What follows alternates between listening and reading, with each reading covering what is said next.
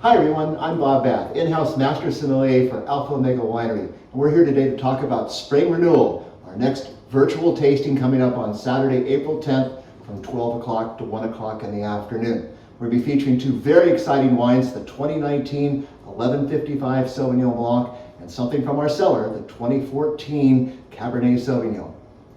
We've got an incredible menu today and a dish that I think is just a perfect pairing. As a matter of fact, when I read about this recipe, I thought about Sauvignon Blanc, and I'm so excited today to have with me Chef Rebecca Peizer. Welcome, Rebecca. Thank you, Bob. Thanks for being a part of this today. And this recipe, this goat cheese, this pea shoot and fava bean ravioli is a raviolo, I should say, right? Yeah. Because it's a large one large one. Mm-hmm. So in fact, I think it's really going to be just a perfect pairing. But take us through the recipe. Of course. So I really love pasta, and in the springtime, some of my favorite vegetables and fruits that are out there. So I want to walk you through some of the ingredients that are going to be in this raviolo. And raviolo is just a larger form of the normal ravioli that you might be used to at home. What we're going to do is we're going to have some fava beans that have been blanched and shucked, and we're going to stuff those inside of the raviolo with some goat cheese, some pea shoots that have also been blanched a little bit, and we're going to have some Parmesan cheese as well. And that filling just goes inside of a pastry bag like this. Really pretty simple. And you could, of course, substitute other ingredients if you wanted to as well. We're going to garnish the raviolo with some beautiful wild mushrooms. And wild mushroom season can go anywhere from the end of November all the way through early summer. We're going to garnish this dish with the mushrooms as well as a hazelnut gremolata. And a gremolata is a traditional Italian topping that consists of lemon, parsley, and olive oil, and I've added some brown butter and hazelnuts to that as well. We're going to have a sauce that has some pear and some apple, and we're going to make an apple and pear Beurre Blanc sauce with a little bit of Meyer lemon. Let me walk you through how to make the raviolo. If you don't have a pasta machine at home and it's something that is a little bit too challenging for you, you can do something simply as buying some wonton or egg roll wrappers. They are, in fact, a type of pasta on their own, and so they'll work perfectly with this. Plus, the texture that they give in the end is really nice and silky. So what you're going to do is you're going to take these wrappers and you're going to separate them. And this recipe makes 4 large raviolos, which is 1 per person. You're going to need some cutters. I have here some fluted ring cutters that have a little bit decorative edge to them. And since we're going to stuff the raviolo with some egg yolk, and that's really going to be a nice addition to when you cut into the raviolo, that egg yolk will be like a poached egg and it will run into the sauce and it'll be really nice and voluptuous. You're going to save the whites and you're going to use that to help secure them. So why don't we make this raviolo? It's pretty simple. I'm going to lay a couple of the wrappers out on the table over here. I'm going to take some of my egg wash and I'm going to brush the bottom and the top with just a little bit of the egg wash. And you don't want to use too much because then it will be a little bit difficult for them to stick together properly before you get to cook them. And then what I'm going to do is I'm going to take one cutter that's a little bit smaller than the final shape one, and I'm going to put that in the center over here. You can use a pastry bag. If you don't have a pastry bag, you can also take a Ziploc bag and put your stuffing in the Ziploc bag and then just cut the corner off. It's a simple pastry bag to use at home. So you'll notice that I have the cutter upside down here. I don't want to cut through the pasta here, but what I'm going to do is I'm going to pipe in the filling, and each one of these raviolo has about 1/4 of the total filling that you'll need for this recipe. And then I'm going to take an egg yolk, and I'm going to put the egg yolk right in the center.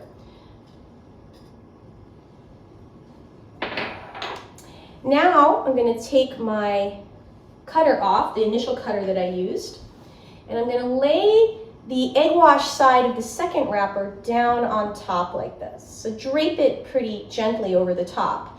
And at this point, try to squeeze out a little bit of the air, all right?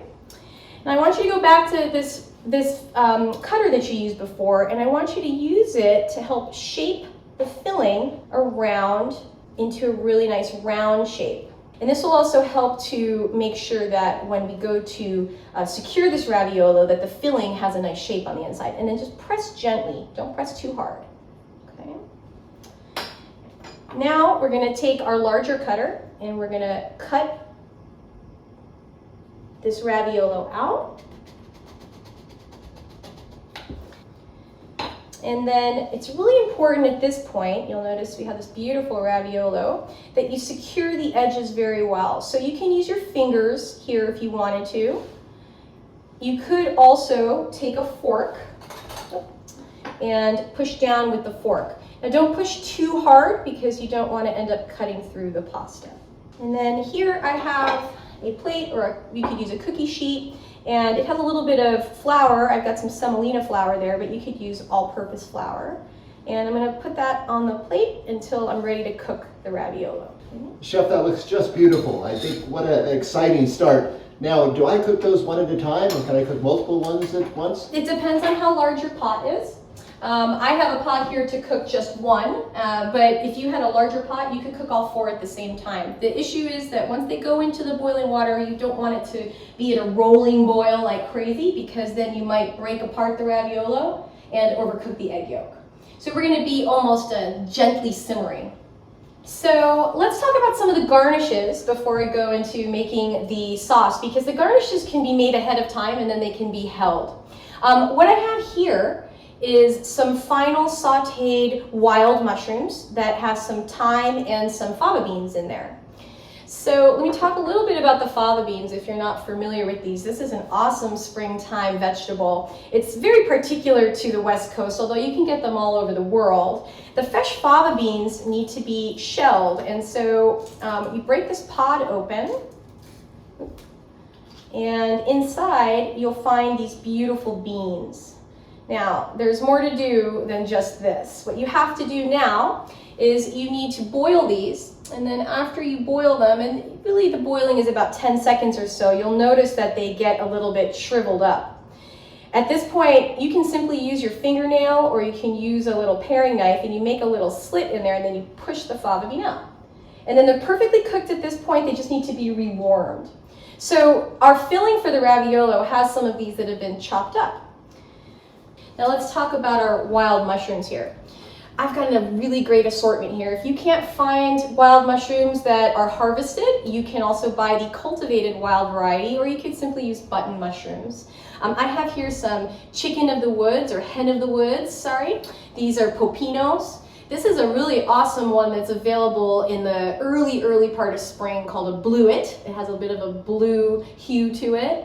We've got hedgehogs, which are really fun. They've got these teeth rather than gills. We've got some oyster mushrooms, and oyster mushrooms, I think of all of the wild mushrooms, are those that you can find most often in the supermarket. And what I also have here is some black trumpets, and you'll know that these are truly harvested wild mushrooms because when I picked these up, they still came with a little bit of moss. So I took these mushrooms and I sauteed them with a little brown butter and added the fava beans. The other garnish that I have is this hazelnut gremolata. So the gremolata has some curly parsley. I've got some hazelnuts that have been toasted. These are really beautiful hazelnuts. And then in here I have some brown butter, some lemon zest, and that lemon zest comes from this Meyer lemon, the parsley, and olive oil, and the hazelnuts that have been chopped up. And then last we have our Beurre Blanc sauce. And what I love about this Beurre Blanc is that it's made with the Alpha Omega Sauvignon Blanc that we're going to be drinking with it. So we have here some Sauvignon Blanc. We're going to use the juice of that Meyer lemon that we used the zest from the gremolata. We've got butter, and then we have apple. I've got a Granny Smith apple, and I've got a Anjou pear. So that's the red pear and the green apple over here. So what you're going to want to do with those is chop them up and then blend them in a blender with the wine. And Beurre Blanc is a warm white butter sauce. And so what we're going to do is we're going to turn that on, and we're going to reduce it at least by half. What this is going to do is it's going to evaporate the alcohol so that the sauce itself doesn't have too much of an alcoholic flavor. So while that's reducing, you want to make sure that you have butter that is cold, because this is an emulsified butter sauce. And in order for the sauce to hold together and we don't end up with clarified butter with some apple bits floating around in there, we make sure that the butter stays cold. So that's really important part too. And then we're going to finish it off with a little bit of our Meyer lemon. All right, so what you're gonna do here is once we get this reduced by about half, you're gonna turn the flame down very, very low, very low. And if you feel like it's too hot, you can even move it off the flame for just a moment.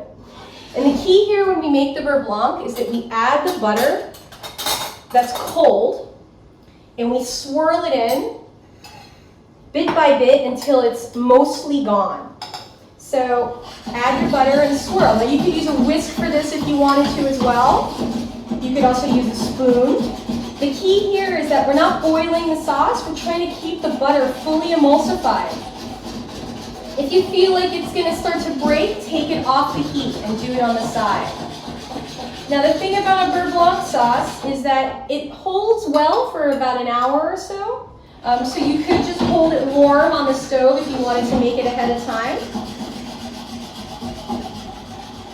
And I'm just about ready to taste this to see if it's balanced for me. And while I'm doing that, I'm going to turn the flame up on the water to boil the raviolo.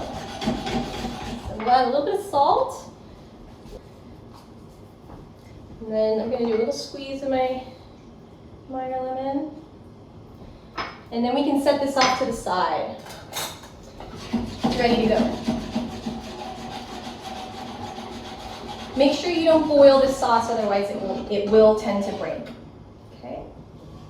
I'm going to move this up to the front, and then make sure you salt the water a little bit. And then in order to take the raviolo out of the water, I have here a slotted spatula. You could use a slotted spoon. What I like about this, or a skimmer, is that it's flat on the bottom. But again, if you didn't have this, you simply could use a skimmer like this or a slotted spoon. That would be just fine. So you'll notice that the water is not boiling like crazy. So I don't want that to be the case because I don't want the raviolo to burst apart.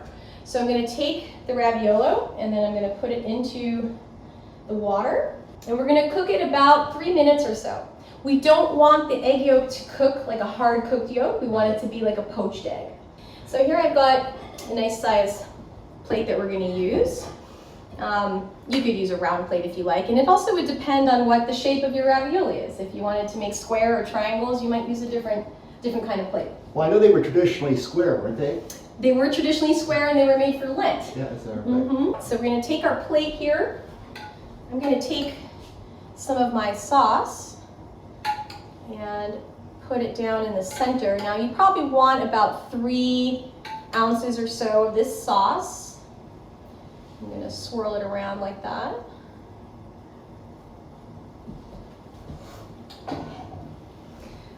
Okay, and I'm going to get ready for my gremolata and my mushrooms. And then one last garnish that I have for this are some pea shoots. All right, so this raviolo is almost done. Now, can you tell anything from the outside that it's done, or is it really the 3 minutes? We really want to make sure about 3 minutes here is about as far as we need to go. And for me, I know that to be the case in particular because of the thickness of these wrappers here.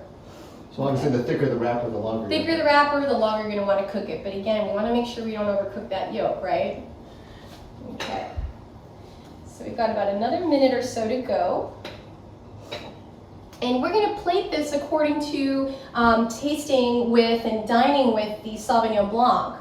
Right. But again, if we wanted to try one of our other delightful wines here, this Cabernet here, we could add some other items to it. Well, I think I see something that you're thinking about. I think so.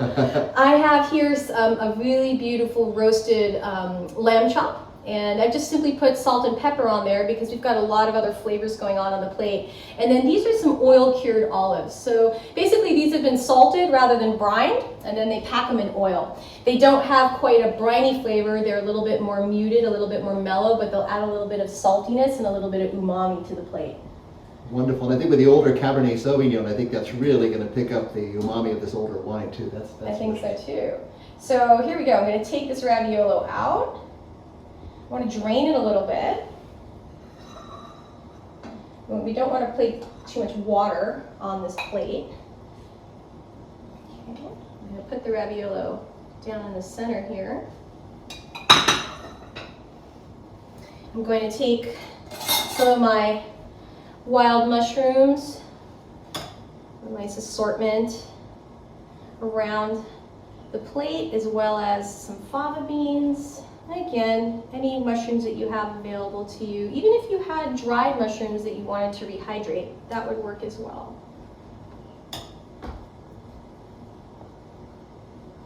You don't want to hide that too much. And then I'm going to add some of my Gremolata. Now this, I'm just going to use sparingly. This has some real nuttiness to it and some crunch. And I really like to play off of textures here with my dishes. We've got some really nice Napa Valley extra virgin olive oil as well. And then I'm going to garnish with a little bit of my pea shoots. Now, I don't want to cover the yolk. We took all that time to cook that beautiful yolk, so I'm going to just strew these pea shoots around on the plate. You know, I'm going to have to say, it almost looks too good to eat.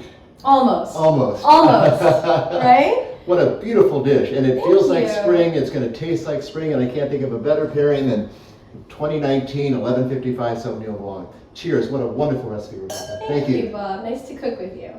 Cheers. Cheers, everyone.